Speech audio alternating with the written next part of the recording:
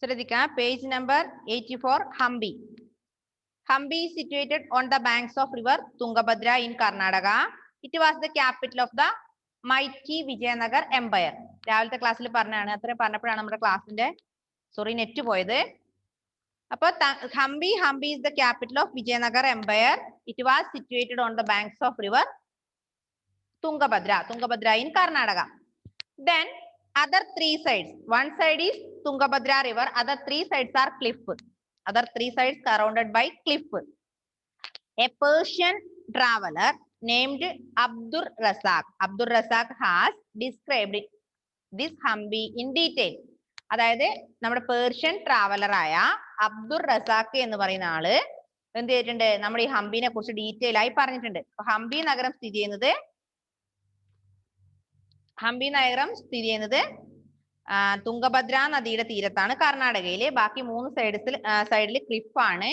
പിന്നെ അതിനെ കുറിച്ച് കൂടുതലായി വിശദീകരിച്ചത് നമ്മുടെ പേർഷ്യൻ ട്രാവലർ ആയ അബ്ദുർ റസാഖ് ആണ്.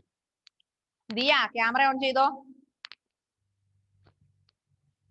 Then Hampi was an important center of the cotton and spice trade. In 15th and 16th century, European merchants used to buy these goods from the rich markets of Hampi. അതായത് ഹംപിയിൽ കോട്ടന്റെയും സ്പൈസിന്റെയും ഒരു important centre ആണ് ഇത് Hampi. Hampi is the important center of cotton and spice. Then in 15th and 16th century, European merchants used to buy these goods in Hampi. Important market, അതായത് ഹംപിയിലെ വലിയ വലിയ മാർക്കറ്റിൽ നിന്ന് 15-16 നൂറ്റാണ്ടുകളിലെ നമ്മുടെ യൂറോപ്യൻ മർച്ചന്റ്സ് ഇവിടെ വന്നിട്ട് എന്ത് ചെയ്യായിരുന്നു, ഈ കോട്ടനും സ്പൈസൊക്കെ വ്യാപാരം നടത്തിയിരുന്നു.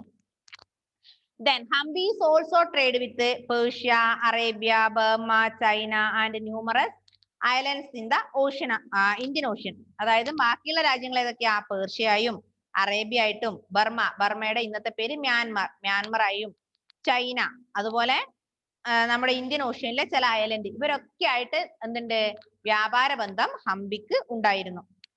Then Hampi was a well fortified city. It also had many beautiful temples. The rulers used the money from trade to build temples. Archaeologists have found a platform popularly called the Mahanavami Diba, perhaps from where the king and his family watched dance and musical performance during the Mahanavami festival. അതായത് ഹംപി എന്ന് പറയുന്നത് well fortified city ആണ്. Hampi is a well fortified city. It is situated on the banks of river Tungabhadra in Karnataka. Other three sides covered with the cliff. Then it had many beautiful temples. ഹംപിയിൽ ഒരുപാട് മനോഹരമായ അമ്പലങ്ങൾ ഉണ്ട്. Rulers used the money from trade to build temples. അതായത് ഈ വ്യാപാരങ്ങളിൽ നിന്ന് കിട്ടിയ പണം ഈ ഭരണാധികാരി എന്തിനു വേണ്ടിയാ യൂസ് ചെയ്തത്, അമ്പല നിർമ്മാണത്തിന് വേണ്ടിയാണ് യൂസ് ചെയ്തത്. Then rulers got more wealth, more money through the trading system. Then these money used to build different temples in different parts of Hampi. Then archaeologists have found a platform popularly called the Navami Dibba, perhaps from where the king and his family watched dance and musical performance during the Mahanavami festival. അതായത് മഹാനവമി ഫെസ്റ്റിവലിന് ഈ musical performance, രാജാവിന്റെ ഫാമിലിയും musical performance ആസ്വദിച്ച സ്ഥലം. പിന്നെ അതാണ് ഏത്, ദിബ. മഹാനവമി എന്ന് പറഞ്ഞാൽ നമുക്കറിയാം, നമ്മുടെ നാട്ടിലൊക്കെ മഹാനവമി ഉണ്ടല്ലേ. അപ്പൊ മഹാനവമിയുടെ സമയത്ത് മ്യൂസിക്കൽ പെർഫോമൻസ് ഒക്കെ രാജാവിന്റെ ഫാമിലിയും ആസ്വദിക്കാറുണ്ട്. അതാണ് ഏത്, ആ പ്ലാറ്റ്ഫോമിന് പറയുന്ന പേരാണ് ദിബ. മനസ്സിലായോ, ദിബ. അപ്പൊ ഇത്രയും കാര്യമാണ് നമ്മൾ ഹംപിനെ കുറിച്ച് പറഞ്ഞത്. ഹംപി നഗരം കർണാടകയിലെ തുംഗഭദ്ര നദീതീരത്താണ്. അതിന്റെ ബാക്കി 3 ഭാഗങ്ങളിലെ ക്ലിഫ് ആണ്. ക്ലിഫ് പറഞ്ഞാൽ എന്താ അറിയോ, കടലിന്റെ ക്ലിഫ് അറിയില്ലേ, ക്ലിഫ്. പിന്നെ നമ്മൾ പറഞ്ഞു അതിന് കോട്ടന്റെയും സ്പൈസിന്റെയും വലിയൊരു വ്യാപാരം എവിടെയുണ്ട്, ഹംപിയിലുണ്ട്.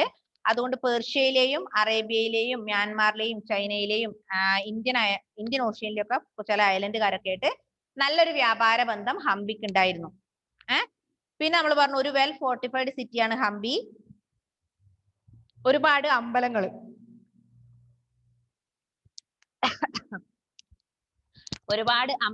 ഹംപിയിലുണ്ട്, മനോഹരമായ അമ്പലങ്ങൾ. ആ അമ്പലങ്ങൾ പണികഴിപ്പിക്കാനുള്ള ക്യാഷ് എന്ന് പറയുന്നത് ഇവർക്ക് വ്യാപാരത്തിലൂടെ കിട്ടിയ പ്രോഫിറ്റ് ആണ് അമ്പല നിർമ്മാണത്തിന് വേണ്ടി ഈ രാജാക്കന്മാർ ഉപയോഗിച്ചിരുന്നത്, ഭരണാധികാരികൾ. After the Battle of Talikota, Hampi fell into decline. Trade continued, but the town lost its importance. എന്ത് ചെയ്തു? തളിക്കോട്ട യുദ്ധത്തിന് ശേഷം എന്ത് ചെയ്തു? നമ്മുടെ ഈ ഹംപി നഗരം തകരാൻ തുടങ്ങി. After the Battle of Talikota, Hampi fell into decline. Trade continued with different parts of the country, but town lost its importance. മറ്റുള്ള രാജ്യക്കാരുമായി വ്യാപാര ബന്ധം ഉണ്ടായിരുന്നുവെങ്കിലും എന്ത് ചെയ്തു? അതിന്റെ പ്രാധാന്യം നശിച്ചു. തളിക്കോട്ട യുദ്ധത്തിനോടുകൂടി ഹംപിയുടെ പ്രാധാന്യം ഇല്ലാതായി. ഹംപി എന്ത് ചെയ്തു? നശിക്കാൻ തുടങ്ങി, ഡിക്ലൈൻ ചെയ്യാൻ തുടങ്ങി. Next one, Masulipatnam. Masulipatanam is situated on the banks of river Krishna. It was founded in the 14th century. Essentially a port town, it was also called Machilipattanam because the gateway to the town was decorated with the eyes of a fish, Machili. എന്താ പറഞ്ഞേ? മസൂലിപട്ടണം. നമ്മൾ പറഞ്ഞു Hampi is situated on the banks of river Tungabhadra in Karnataka. At the same time, Masulipatanam is the another city. It is situated on the banks of river Krishna. Krishna നദി തീരത്താണ് ഏത്? മസൂലിപട്ടണം. പക്ഷേ തുംഗഭദ്ര നദി തീരത്താണ് ഏത്? ഹംപി നഗരം സ്ഥിതി ചെയ്യുന്നത്. Then it was founded in the 14th century. അപ്പൊ നമ്മുടെ മസൂലിപട്ടണം എന്ന നഗരം കണ്ടുപിടിച്ചത് 14ാം നൂറ്റാണ്ടിലാണ്. In 14th century, Masulipatanam was found. Then essentially a port town, it was called. Miss, found ആണോ made ആണോ miss? ഉണ്ടാക്കിയെന്നല്ലേ? Found, കണ്ടുപിടിച്ചു. അതായത് നമ്മുടെ okay. Then it was also called Machilipattanam because the gateway to the town was decorated with the eyes of a fish. അപ്പൊ ഒരു port town ആണ് ഇത്. Essentially a port town. It was also called Machilipatnam. Machilipatnam എന്ന് പറയുന്ന ഒരു port town ഉണ്ട്. അതെന്തുകൊണ്ട് ആ പേര് വന്നെന്നറിയോ? The gateway to the town was decorated with the eyes of fish. അതിന്റെ ഗേറ്റ് വേ, ആ ടൗണിന്റെ gateway decorated with the eyes of a fish, machli. അതുകൊണ്ടാണ് അതിന് എന്ത് പേര് വന്നത്? മച്ചീലി പട്ടണം എന്ന് വന്ന. മച്ചീലി പട്ടണമാണ് പിന്നെ എന്തായി മാറിയത്? മസൂലി പട്ടണമായി മാറിയത്. മനസ്സിലായോ?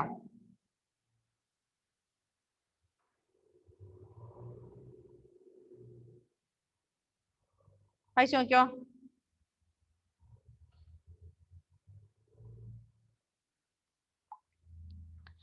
Then the French, English and Dutch traded from Masulipatanam during the 17th century. It was the main port of the kingdom of Golconda. A royal order from the Qutb Shahi Sultan permitted the Dutch to establish a trading post there. Masulipatanam was a production center of fine chins, which was much in demand in the market of Southeast Asia. French, അതുപോലെ English, Dutch traded from Masulipatnam during the 17th century. 17ാമത്തെ നൂറ്റാണ്ടില് ഫ്രഞ്ചുകാരും ഇംഗ്ലീഷുകാരും ഡച്ചുകാരൊക്കെ മസൂലിപട്ടണത്തിലെ വ്യാപാരം നടത്തിയിരുന്നു. മനസ്സിലായോ? It was the main port of the kingdom of Golconda. ഇത് എന്തിന്റെ ഭാഗമായിരുന്നു? ഗോൾക്കൊണ്ടയുടെ ഭാഗം, ഗോൾക്കൊണ്ട സാമ്രാജ്യത്തിന്റെ ഭാഗമായിരുന്നു. A royal order from the Qutb Shahi sultan permitted the Dutch to establish a trading post there. അങ്ങനെ ഇവിടെ റോയൽ ഓർഡർ എന്ത് വന്നു? കുത്തബ് ഷാഹിയുടെ റോയൽ ഓർഡർ വന്നു. എന്ത്? ആർക്ക് കൊടുത്തു? റോയൽ ഓർഡർ ആർക്ക് കൊടുത്തു? ഡച്ചുകാർക്ക് കൊടുത്തു. എന്താ ഡച്ചുകാർക്ക് കൊടുത്തത്? Establish trading post there. അവിടെ ട്രേഡിംഗ് പോസ്റ്റ് സ്റ്റാർട്ട് ചെയ്യാനുള്ള അനുവാദം ആര് കൊടുത്തു? നമ്മുടെ കുത്തബ് ഷാഹി സുൽത്താൻ കൊടുത്തു. ഇത്രയാണ് പറഞ്ഞത്. അതായത് ട്രേഡും ഫ്രഞ്ചുകാരും ഇംഗ്ലീഷുകാരും ഡച്ചുകാരും മസൂലിപട്ടണത്തിൽ 17ാം നൂറ്റാണ്ടില് വ്യാപാരം നടത്തിയിരുന്നു. അപ്പൊ അത് ഗോൾക്കൊണ്ട കിങ്ഡത്തിന്റെ ഒരു ഭാഗമായിരുന്നു. അങ്ങനെ നമ്മുടെ കുത്തബ് ഷാഹി സുൽത്താൻ ഇവർക്ക് പെർമിഷൻ കൊടുത്തു. എന്തിനെ? Permitted the Dutch to establish trading post there. അവിടെ ട്രേഡിംഗ് പോസ്റ്റ് തുടങ്ങാനുള്ള ഒരു പെർമിഷൻ ഡച്ചുകാർക്ക് കൊടുത്തു. Masulipatnam was the production centre of fine chintz. Fine ചിൻസിന്റെ പ്രൊഡക്ഷൻ നടക്കുന്ന ഒരു സ്ഥലമാണ് ഇത് Masulipatnam. Which was much in demand in the markets of South East Asia.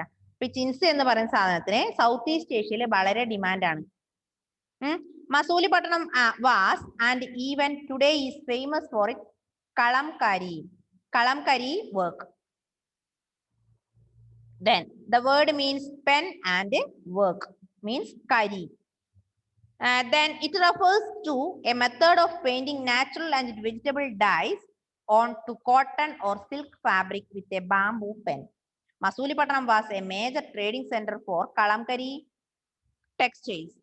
These textiles were exported to the Safavid Empire in Persia.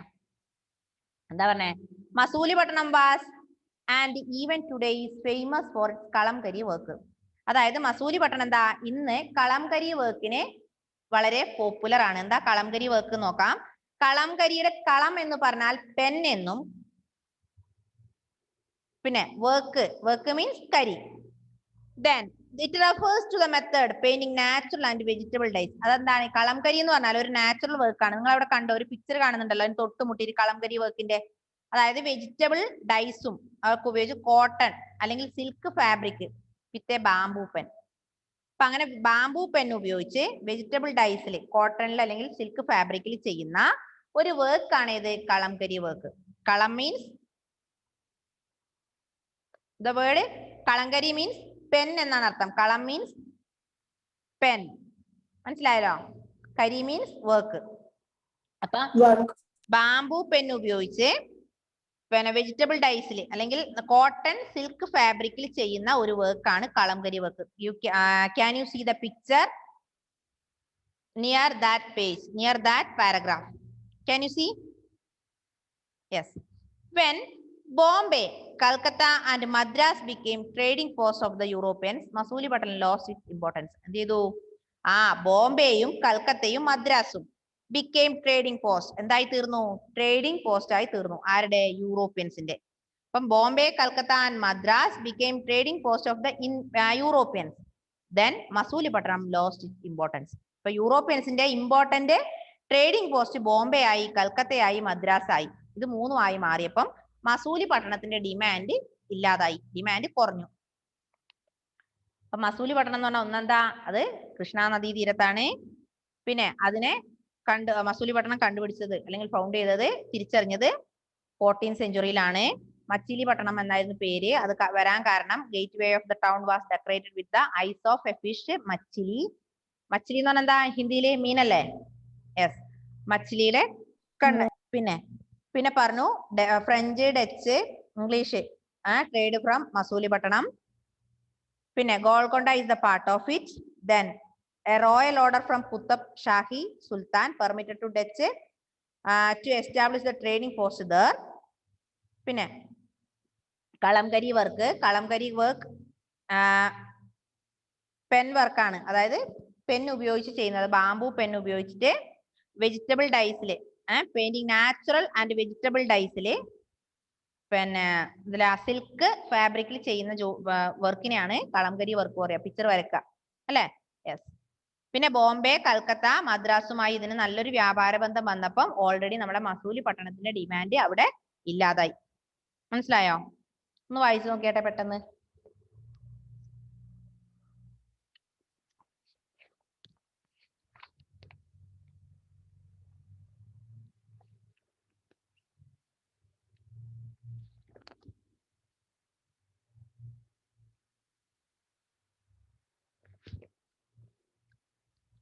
Diya കുറെ ദിവസമായി ക്ലാസ്സിൽ കയറിയിട്ട്. ദിയ നമ്മുടെ പൊളിറ്റിക്സും ജോഗ്രഫിയും ലെസൺ തീർന്നു കേട്ടോ. ഇനി ഹിസ്റ്ററി മാത്രമേ ബാക്കിയുള്ളൂ.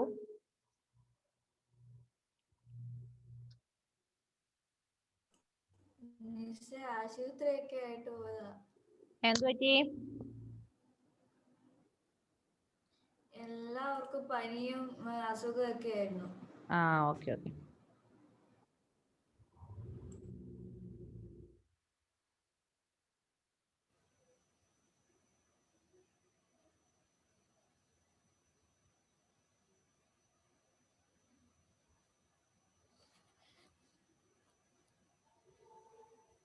ഒന്ന് പെട്ടെന്ന് വായിച്ചു നോക്കിയട്ടെ.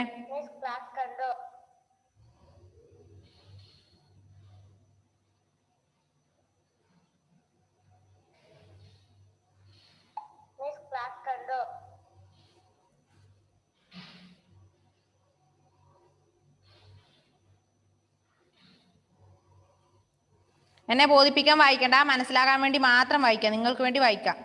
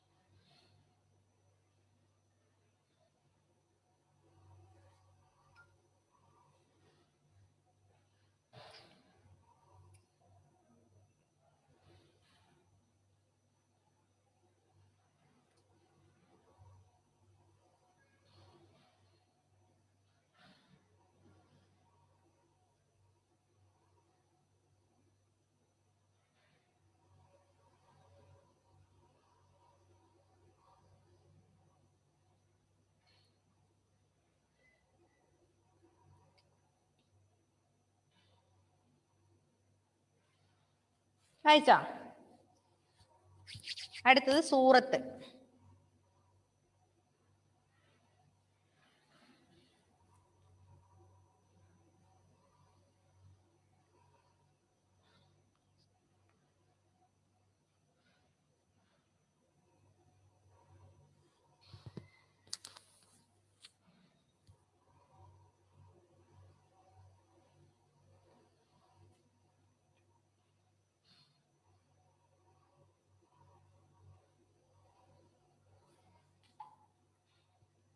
Okay, next one, Surat.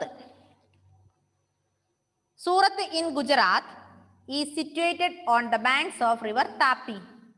Tapti.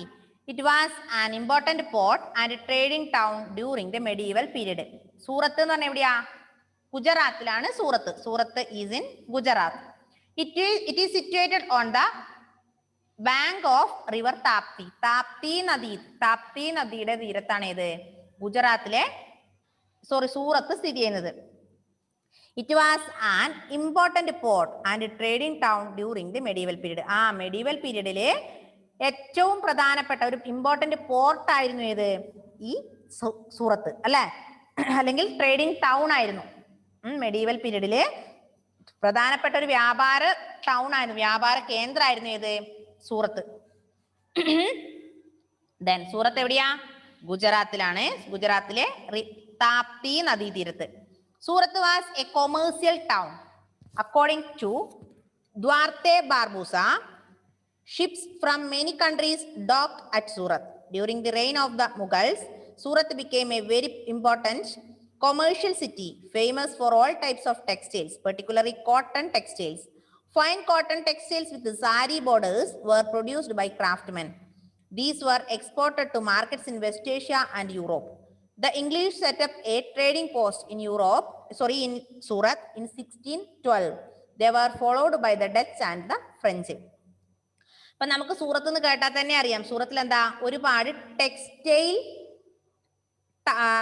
Textile importance ഉള്ള സ്ഥലമാണ് ഏത്? സൂറത്ത് അല്ലെ. സൂറത്തിലൊക്കെ പോയി വരുന്നവരുടെ സാരിയൊക്കെ ഇഷ്ടം പോലെ അവിടെ വില കുറഞ്ഞ് ഡ്രസ്സൊക്കെ ഇഷ്ടം പോലെ കിട്ടുമെന്ന് പറയുന്നത് കേട്ടിട്ടില്ലേ? അപ്പൊ കോട്ടൺ ടെക്സ്റ്റൈൽസ് ആണ് അവിടെ ഇമ്പോർട്ടൻസ്. കോട്ടൺ ടെക്സ്റ്റൈൽസിനാണ് കൂടുതലായി ഇവിടെ സൂറത്തിൽ ഇമ്പോർട്ടൻസ് ഉള്ളത്. അപ്പൊ സൂറത്ത് എന്ന് കേട്ടാൽ തന്നെ അതൊരു കൊമേഴ്ഷ്യൽ ടൗൺ ആണ്. Surat is a commercial town according to Duarte Barbosa. നമ്മൾ പറഞ്ഞു ദ്വാർത്തെ ബാർബൂസ കഴിഞ്ഞ ക്ലാസ്സിൽ പറഞ്ഞാണ് ഒരു ഫോറിൻ ട്രാവലർ ആണ് അല്ലേ ഫെയ്ത്തെ? ഫെയ്ത്ത് മാത്രമേ ആ ക്ലാസ്സിൽ ഉണ്ടായിരുന്നുള്ളൂ. അതെ മിസ്. യെസ്. അപ്പൊ fine cottons with sari borders are produced by craftsmen. They were exported to markets in West Asia and Europe. അപ്പൊ ഇവിടെ ഉണ്ടാക്കുന്ന ഈ സാരി ബോർഡേഴ്സും ഫൈൻ കോട്ടൺസ് ഒക്കെ ആ ഒരു വെസ്റ്റ് ഏഷ്യയിലേക്കും യൂറോപ്പിലേക്കും എക്സ്പോർട്ട് ചെയ്യാണ്, കടത്തിവിടുകയാണ്. അങ്ങനെ the English set up a trading post in Surat. അങ്ങനെ ഇംഗ്ലീഷുകാര് ഒരു ട്രേഡിംഗ് പോസ്റ്റ് സൂറത്തിൽ സ്ഥാപിച്ചു. എപ്പോ? 1612 1612 ഇംഗ്ലീഷുകാര് ഒരു ട്രേഡിംഗ് പോസ്റ്റ് സൂറത്തിൽ സ്ഥാപിച്ചു. എന്നിട്ട് അവിടെ ഉണ്ടാക്കുന്ന കോട്ടൺ ഫൈൻ കോട്ടണും സാരി ബോർഡേഴ്സും ഒക്കെ അവരെന്ത് ചെയ്യും? വെസ്റ്റ് അങ്ങോട്ട് അവരുടെ നാട്ടിലേക്ക് കടത്തിവിടാൻ വേണ്ടി. They were followed by Dutch and French. ഇതിനെ ആര് ഫോളോ ചെയ്തു? 1612 ഇംഗ്ലീഷുകാരുണ്ടാക്കിയ ഈ ട്രേഡിംഗ് പോസ്റ്റിനെ ഡച്ചുകാരും ഫ്രഞ്ചുകാരും സപ്പോർട്ട് ചെയ്തു അല്ലെങ്കിൽ ഫോളോ ചെയ്തു. മനസ്സിലായോ? അപ്പൊ സൂറത്ത് എന്ന് പറഞ്ഞത് Surat is in Gujarat. It is situated on the banks of river Tapti. Then it is an important trading town. It is an important trading town and important port during the medieval period. Then Surat is a commercial town according to Dwarte the Barbusa. From many countries docked at Surat. Pinne cotton textiles are very important in Surat. In 1612 English set up a trading post there. Dutch and French also followed this English. Okay. Next, the location of Surat also helped to prosper. Ships carrying Hajj pilgrims to Mecca set sail from here. Realizing its importance, the Portuguese merchants tried to control trade in Surat. They issued kartas or passes to local ships in the sea. These ensured safe passage to the ships and the merchants. With the coming of the English and the Dutch, the Portuguese control over the coast and over Surat weakened. എന്താ പറഞ്ഞേ? Location of Surat also helped to it prosper. Ships carrying Hajj pilgrims to Mecca set sail from here. ഇതിലൂടെ എന്ത് ചെയ്തു? മക്കയിലേക്കുള്ള pilgrimage, Mecca നമുക്കറിയാം Saudi അറേബ്യയിലെ മക്കയിലേക്കുള്ള തീർത്ഥാടകരെ, മുസ്ലിംസിന്റെ ഒരു pilgrimage centre ആണ് ഇത് മക്ക അല്ലെ? മക്ക മദീന കേട്ടിട്ടില്ലേ? ഇല്ലേ? ഹജ്ജിന് പോകുന്ന സ്ഥലം. അപ്പൊ ഹജ്ജിന് പോകുന്ന ഈ തീർത്ഥാടകരെ, മക്കയിലേക്കുള്ള ഹജ്ജ് തീർത്ഥാടകരെ കപ്പൽ മാർഗം കൊണ്ടുപോയത് ഈ റൂട്ടിലൂടെ ആയിരുന്നു. അങ്ങനെ ഈ പ്രാധാന്യം മനസ്സിലാക്കിയ പോർച്ചുഗീസ് മർച്ചൻസ് എന്ത് ചെയ്തു? സൂറത്തിലെ ട്രേഡ് കൺട്രോൾ ചെയ്തു. അതായത് മക്കയിലേക്കുള്ള ഹജ്ജ് തീർത്ഥാടകരെ ഇതിലൂടെ കൊണ്ടുപോകുമ്പോൾ അവരുടെ ട്രേഡിനെ നന്നായി സ്വാധീനിക്കും അല്ലെ? ഇത് മനസ്സിലാക്കിയ ഈ പോർച്ചുഗീസുകാര് tried to control trade in Surat. സൂറത്തിലെ വ്യാപാരത്തെ നിയന്ത്രിക്കാൻ തുടങ്ങി. അവരെന്ത് ചെയ്തു? അവര് Portuguese issued cartaz or passes. Cartaz എന്ന് പറഞ്ഞാൽ pass. Cartaz or passes to the local ships in the sea. കടലിലെ ഓരോ ലോക്കൽ ഷിപ്പിനും പാസ് നൽകാൻ തീരുമാനിച്ചു. മനസ്സിലായോ? ഇതിലെ ഹജ്ജ് തീർത്ഥാടകരെ കൊണ്ടുപോകുന്നു. അപ്പൊ ഒരുപാട് ഇതിന്റെ ഇമ്പോർട്ടൻസ്, കുറെ ആൾക്കാർ ഇതിലെ കടൽ മാർഗം ഷിപ്പിൽ കൊണ്ടുപോകുന്നുണ്ട് എന്ന് അറിഞ്ഞ പോർച്ചുഗീസുകാര് അതിന് പാസ് വെച്ചു. ഇതിലൂടെ കടന്നു പോകുന്ന കടലിലെ എല്ലാ ലോക്കൽ ഷിപ്പിനും പാസ് വേണമെന്ന് നിർബന്ധം. They ensured safe passage to the ships and the merchants. With the coming of the English and Dutch, the Portuguese control over the coast and over Surat weakened. അങ്ങനെ ഡച്ചുകാരും ഇംഗ്ലീഷുകാരൊക്കെ വരുന്നെന്ന് അറിഞ്ഞപ്പം പോർച്ചുഗീസുകാർ എന്ത് ചെയ്തു? ഇതിന്റെ തീരം അല്ലെങ്കിൽ സൂറത്തൊക്കെ കൺട്രോൾ ചെയ്യാൻ തുടങ്ങി, നിയന്ത്രിക്കാൻ തുടങ്ങി. എല്ലാ ആഴ്ചയുടെയും അവസാനത്ത് ഇതിനെ കൺട്രോൾ ചെയ്യും. മനസ്സിലായോ? അപ്പൊ പോർച്ചുഗീസുകാർക്ക് മനസ്സിലായി എന്താ ഡച്ചുകാരും ഇംഗ്ലീഷുകാരും ഇവിടെ വ്യാപാരം കൊണ്ടുവരും, അവർക്കിവിടെ ഹജ്ജ് തീർത്ഥാടകരൊക്കെ വരുമ്പോൾ അവരുടെ ട്രേഡിനെ നന്നായി അഫക്റ്റ് ചെയ്യുമെന്ന് മനസ്സിലായ പോർച്ചുഗീസുകാര് അവരവിടെ പാസ് പാസ്റ്റിന് എന്താ പറയാ, കർത്താസ് ഇഷ്യൂ ചെയ്തു. വീക്കെൻഡിൽ കൺട്രോൾ നിർബന്ധമാക്കി. Okay. Then Surat enjoyed great prosperity between the 16th and 18th centuries. Shivaji plundered it twice in 1664 and 1670. With the decline of Mughal Empire and the rise of Bombay, now Mumbai, as a major port and administrative center, Surat declined in importance. Today, Surat is a major center of diamond trade.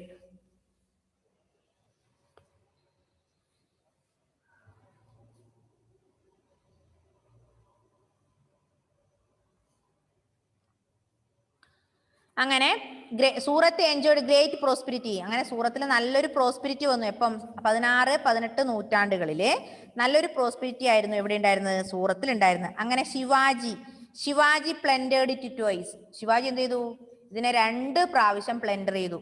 മനസ്സിലായോ? ഏതൊക്കെ വർഷം? 1664 1670. Surat enjoyed a great prosperity between 16th and 18th century. Shivaji planted twice Surat in 1664 and 1670.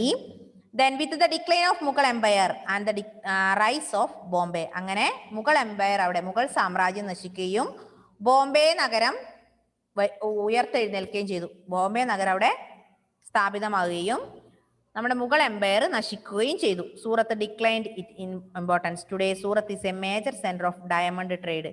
ഇന്ന് സൂറത്ത് എന്താ, ടെക്സ്റ്റൈലൊക്കെ പോയി diamond സെന്ററായി മാറി. മനസ്സിലായോ? വായിച്ചു നോക്കി, അത്രയും വായിച്ചു നോക്കുതിയാ.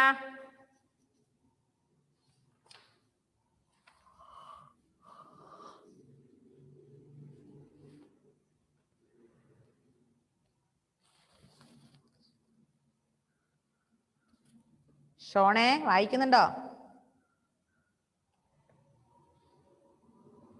ഷോണെ വായിക്കുന്നുണ്ടോന്ന്? ആ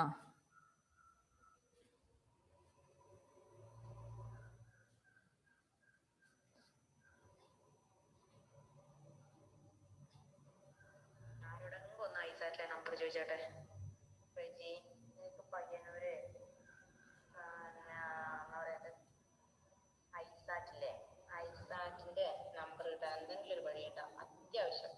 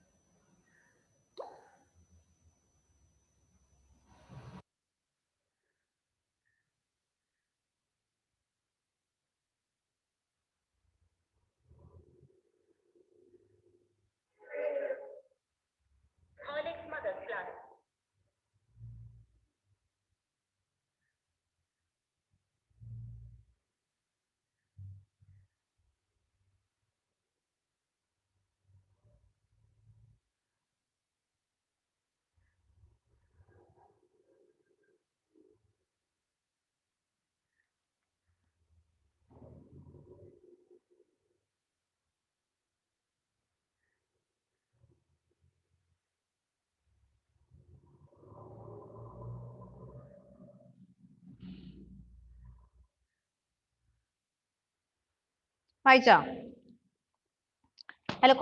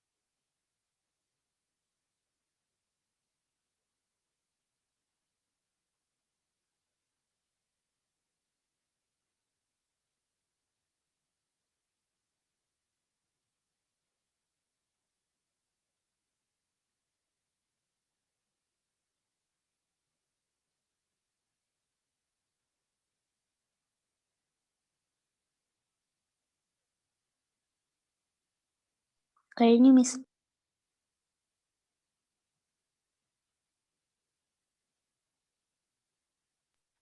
മിസ് കഴിഞ്ഞു.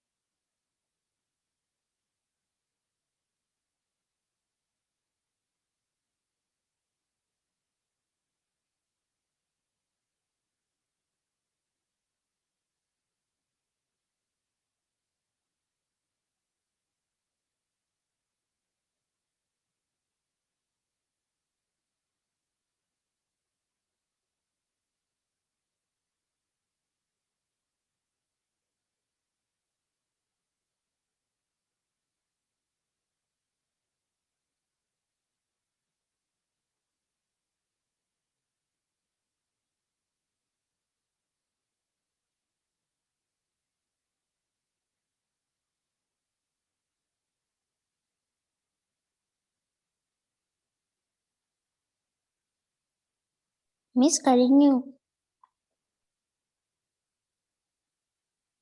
ദിയ ഞാൻ പറയുന്നത് കേൾക്കാവോ? കേൾക്കാം.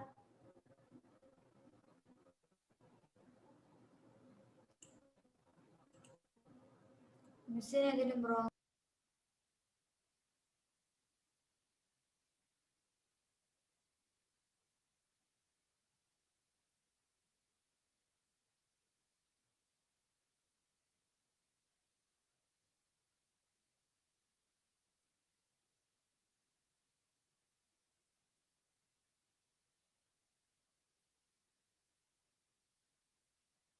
മിസ് എന്തേ? മിസ്സിന്റെ നെറ്റ് പോയിട്ടില്ല. കുറെ സമയം വീഡിയോ ഓഫ് ആക്കിയിട്ട് മിണ്ടുന്നില്ല. നിനക്ക് കാണാൻ പറ്റുന്നില്ലേ? മിസ്സിനെയോ? ഇല്ല, വീഡിയോ ഓഫ് അല്ലേ?